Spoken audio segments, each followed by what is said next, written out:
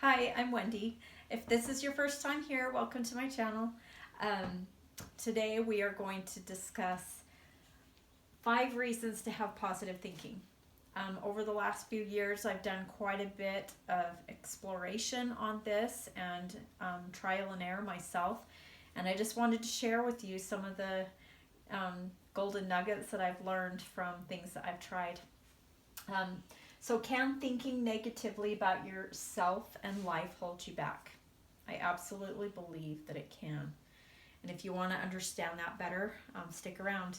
I've got 5 tips that will give you some insight on how this all works. So, thoughts are private, right?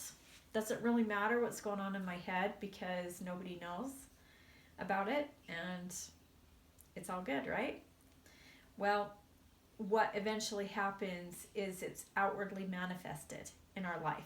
Like we will start to see the result of our thoughts happening around us. And so, because that happens, in my opinion, it's really important what's going on in my head because I want good things happening in my life, not bad things. Um, so, how we choose to talk, think, and feel about ourselves will greatly impact how we perceive the world around us. That is so true. So true. Are we good enough? Yes, we are. We are good enough. And if we are making improvements, that's what matters most. Don't judge yourself by someone's strength that they have worked to build up to. Um, that's one of the most unkind things I think we can do to ourselves is compare ourselves to someone else's strength when it's our weakness. It's not fair to who we are. So only judge yourself according to where you were a month ago, 6 months ago, a year ago. And then if you've improved, you're on track.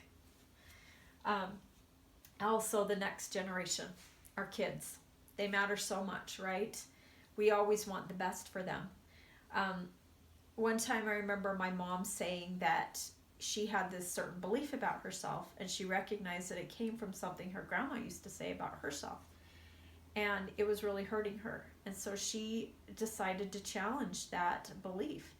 And she recognized that it wasn't really true about her and that she could change it. So make the decision to change the bad cycles because we have the power to do that. Triggers, we've all got them. What we need to do is become self-aware of those triggers that are getting us.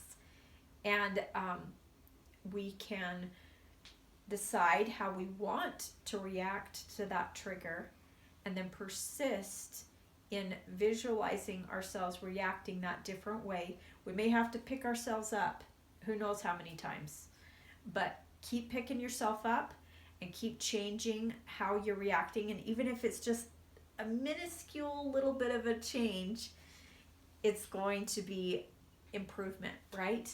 And eventually you're going to get there because practice does make perfect and you're going to get there. So keep persisting. So we also have distorted subconscious beliefs that we get to challenge. Like, how accurate is the thought that may have popped up from our subconscious? Is it old or is it current? We don't want to be playing old stuff that just isn't serving us at all anymore. Okay? We want to challenge those beliefs. And another really super cool thing about the subconscious is that the subconscious doesn't know what's real or not real. So you can create exactly what you want.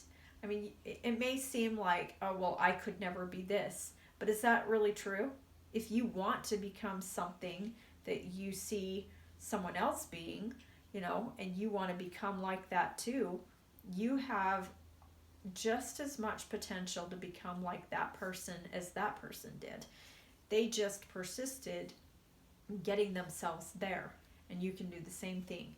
So choose how you want to become, and then you can focus on that, visualize that, and keep working towards that. You don't have to stay stuck in what your subconscious tells you you can become, because it's going to be very limited.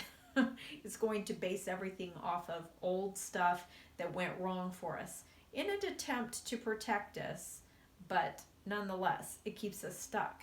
And we can create what we really want, because if you persist with that long enough, your subconscious will have to believe it. So create what you want.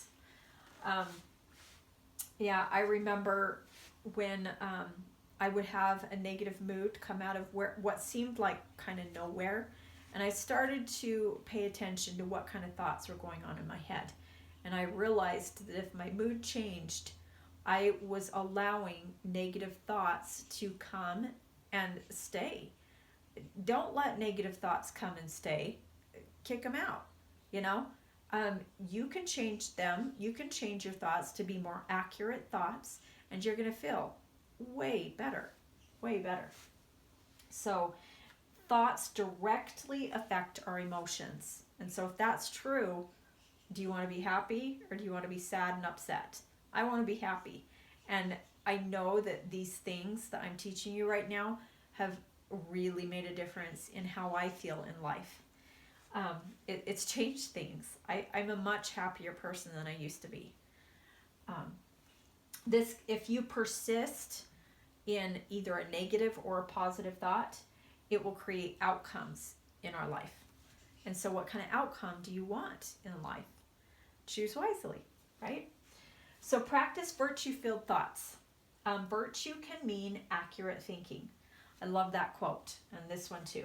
Creating more accurate thoughts will help our confidence grow as we see ourselves and others in a healthier way. I will leave in the comments, in the description where I got that quote. It was a great class. So question your thinking errors. Create positive thoughts. How does the thought make you feel? Does it make you feel happy or sad? And that's how you can base whether a thought is one that should stay or not. Having inaccurate thinking can really distort our world, and it can also handicap us. We won't take the actions that we could have or would have if we are entertaining thoughts that are holding us back. And also our energy, our precious energy, that we have to live our life with. It can be sucked dry with inaccurate and negative thinking. Don't give your energy away like that. Hang on to it for what you really want in life. This is a quote that I loved. It was by Mark Twain. And he said, "I've had a lot of worries in my life, most of which never happened." Don't waste your energy and your time on worrying. Just create, visualize what you want life to be, and then begin to create that for yourself today. So I hope you found some value out of this video today. And if you haven't subscribed yet, please subscribe and give us a like, and I will see you next week. Thank you.